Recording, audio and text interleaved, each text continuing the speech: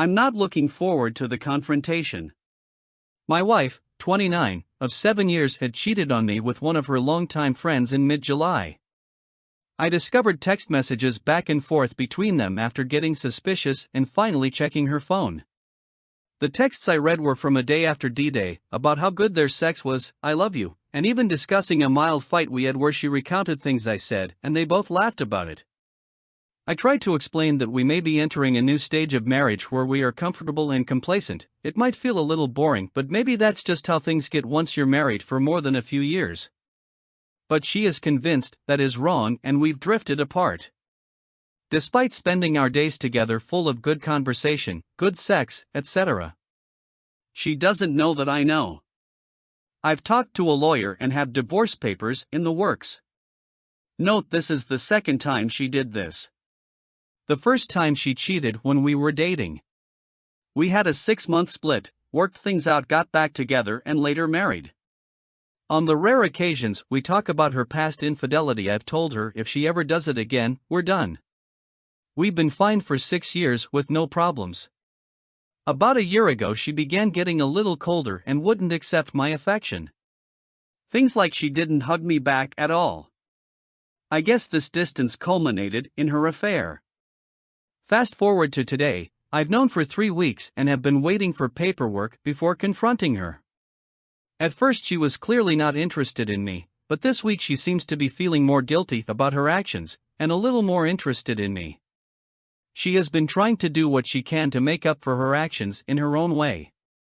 All without us never talking about it. Like washing dishes, cleaning, cooking, all while refusing any help. It's like she is punishing herself? In my mind she has completely betrayed me and I can no longer trust her.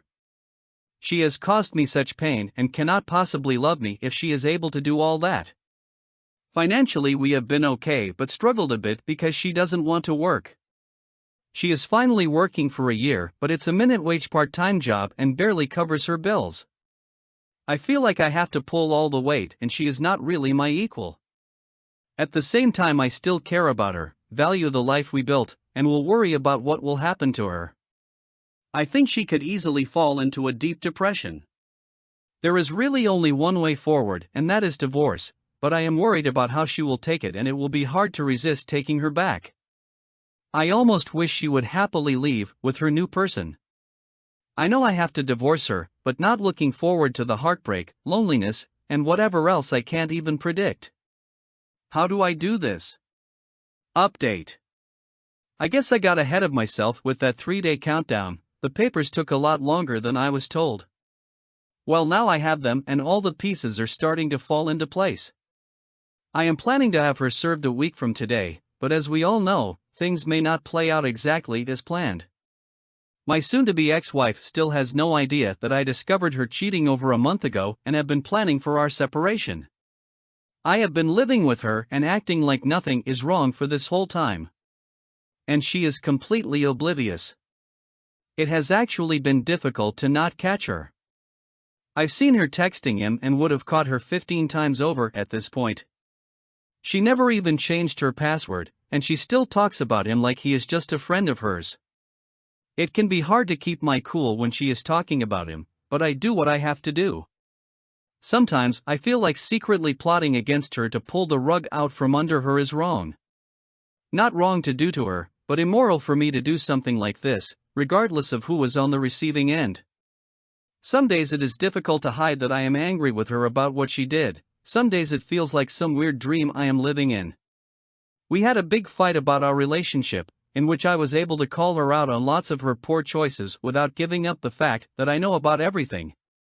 I told her she didn't love me and that I haven't been important to her for a long time. That was a week ago and I have been using that big fight as a cover. So now if I am angry or cold, she thinks it is because of that big fight we had. I was the only thing holding our relationship together, and now that I know about her infidelity I have no reason to put in any effort. As a result, our relationship has drastically fallen apart. I explained all this to her and it seems she realized it was true. Since that fight she seems to have chosen me over her affair partner. This is obviously not how it should be. She chose me when we got married, So there should not even be a choice to be made here. She has been putting more effort into showing me attention and communicating. She wants to make things work. But from my perspective, way too little, way too late. There is nothing she can do to change the situation she put us in. She made her bed, now she has to lie in it. This infidelity began because her position as the absolute center of my life was challenged, her large amount of attention from me, from which she derives happiness, was challenged. So she sought the attention elsewhere, rather than communicating with me. What I find truly hilarious is that the men she has chosen to have affairs with don't treat her as number one either. One guy regularly ignored her for weeks, the other guy has an ex-wife and child that he even told her would always be his priority. He's even been seen around town with other girls. Remember that this guy is a youth pastor also. So she is not even number two to this guy, even though they tell each other how special their relationship is. He even told her he plans on moving to co-parent his kid with his ex. But none of that matters to her? How is she okay with that, but can't handle me focusing on school? So here is the update as of today. As a response to our big fight, she decided she will be staying with her parents for a few weeks to clear her head. This makes things way easier for me. I don't have to worry about her refusing to leave or attacking me or any other crazy things she may do. She already has plans to come back. Little does she know I have arranged for her to get divorce papers served the day after she gets to her parents. So I have a week to go, and it can't be over soon enough. As much as I want it to be over, it means this is also the last week I will ever see my dog.